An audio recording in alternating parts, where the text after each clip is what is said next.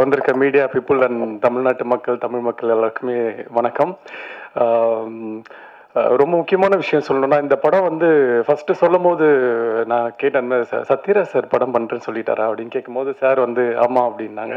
So நானுமே கதை ரொம்ப பிடிச்சிருந்து, டைரக்டரும் ரொம்ப பிடிச்சிருந்து, இந்த படம் ஓகே சொன்னதுக்கு மெயின் ரீசன் வந்து ஒரு 3 பேர் தான். ஃபர்ஸ்ட் வந்து சத்யராஜ் சார், ஸோ அவர் படம் பண்ணுறாருன்னு சொன்னாங்க. அப்புறம் யோகி பாபு டார்லிங் வந்து பண்ணுறாங்க சொன்னாங்க. அப்புறம் மெயினாக மியூசிக் வந்து இமான் சார் பண்ணுறாங்க அப்படின்னு சொன்னோன்னே, இதுக்கு மேலே நான் அவங்களே ஃபில்டர் பண்ணி ரெடியாக தான் வச்சுருப்பாங்க படத்தை.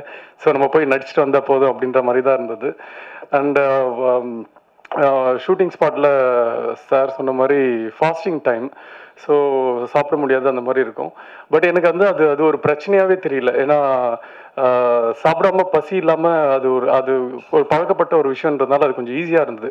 பட் கூட இருக்க ஆர்டிஸ்ட் அந்த காமெடி அடிச்சு அது சிரிச்சு அதுக்கு ஒரு வயிறு வலி வரும்ல, அதை தான் நினச்சதான் பயமாக இருக்குது இப்போ ஷூட்டிங்கில். ஐயோ யார் என்ன காமெடி அடிக்க போகிறாங்கன்னு தெரியலையே இன்னைக்கு அப்படின்ட்டு. ஒரு ஆஃப்டர்நூன் மேலே ரொம்ப கஷ்டம் அவங்க கூட பேசுறது.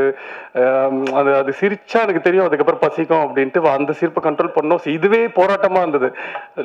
டைரக்டர் சார் கொடுக்குற டைலாக்ஸ் எல்லாமே வந்து ரொம்ப ஈஸியாகிடுச்சு இவங்க கூட இந்த போராட்டங்களுக்கு அப்புறம். ஸோ டைரக்டர் கூட எப்போவுமே ஒரு சீன் ஷூட் பண்ணுறதுக்கு முன்னாடி ஒரு ஆஃப் அன் அவர் நாங்கள் பேசிட்டு தான் இருப்போம். இது இப்படி பண்ணிக்கலாமா, இந்த டைலாக் இப்படி மாற்றிக்கலாமா அப்படின்னு சொல்லிட்டு. அதுக்கு ரொம்ப ரொம்ப கம்ஃபர்டபுளாக ஓகே உங்களுக்கு என்ன பிடிக்குதோ ஓகே உங்கள் ஸ்டைலே பேசுங்க அப்படின்னு சொல்லிட்டு திரும்ப 2ஆவது டேக்கில் சொல்கிறார், இது மாற்றிக்கலாமா. கடைசியில் பார்த்தா அவர் என்ன சொல்லியிருக்காரோ அதுதான் இருக்கும் 3rd டேக்லாம். ஸோ அவனாக வந்து அதை நம்ம வழியில் விட்டு அதுக்கப்புறம் அவருக்கு என்ன வேலை வேணுமோன்றது வாங்குவார். அதே மாதிரி தான் கேமராமேன் சாரும், சார் என்னோட ஸ்கின்னுக்கு வந்து இந்த மாதிரி சொல்கிற தப்பு தான் நான்லாம், பட் இருந்தாலும் இந்த கலர் லைட் தான் சார் நல்லா இருக்குன்னு. ஓகே ஒரு 15 மினிட்ஸ் வெயிட் பண்ணுங்க அப்படின்னு சொல்லிட்டு உடனே லைட்லாம் கொஞ்சம் எனக்காக ஒர்க் பண்ணி மாற்றி இந்த லைட்லேயே போகலாம் அப்படின்னு சொல்லி நான் அது ஃபர்ஸ்ட் டைம் நான் பார்க்குறேன் சார். ரொம்ப ரொம்ப தேங்க்யூ சார், தேங்க்யூ சார். அது நீங்கள் கேட்டோன்னு புரிஞ்சுக்கிட்டு அது உடனே எனக்கு அந்த ஹெல்ப் பண்ணதுக்கு ரொம்ப ரொம்ப நன்றி.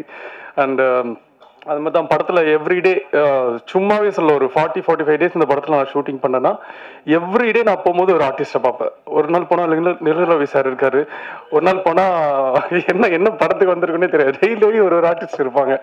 ஸோ அவ்வளோ ஆர்டிஸ்ட் இந்த படத்தில் இருக்காங்க. எல்லாருமே சும்மா ஒரு க்ரௌடு ஒரு கும்பல் அப்படின்றதுக்காக இல்லாமல் அவங்க பண்ணிருக்க ரோல் எல்லாமே அந்த ஆர்டிஸ்ட் பண்ணாதான் அது அவ்வளோ பர்ஃபெக்டாக இருக்கும் அப்படின்றதுக்காக தெரிஞ்சு தான் ப்ரொடியூசருமே அந்த ஆர்டிஸ்ட்டை சொல்லி டைரக்டருமே அந்த ஆர்டிஸ்ட் வச்சு பண்ணியிருக்காங்க. ஸோ இந்த படத்தை பற்றி நாங்கள் சொல்கிறத விட நீங்கள் பார்த்துட்டு நீங்கள் சொல்லுங்கள். பட் பர்சனலாக கேட்டால் எனக்கு படம் வந்து இந்த மாதிரி படம் இப்போ இருக்கணும். ஏன்னா எல்லாமே கொஞ்சம் பிளட் அந்த மாதிரிலாம் இருக்குது. ஸோ நடுவில் எப்படியும் ஒரு படம் ஃபேமிலியாக ஒரு ஜாலியாக ஒரு சிரிச்சுட்டு தேட்டர் விட்டு வரும்போது எதுவுமே பாரமே இல்லாமல் முடிஞ்சால் இருக்கிற பாரம் கொஞ்சம் இறக்கி வச்சுட்டு வர மாதிரி இருக்கிற படங்கள் பண்ண ரொம்ப ஆசை. ஸோ அந்த மாதிரி தான் இந்த படம் அமைஞ்சது.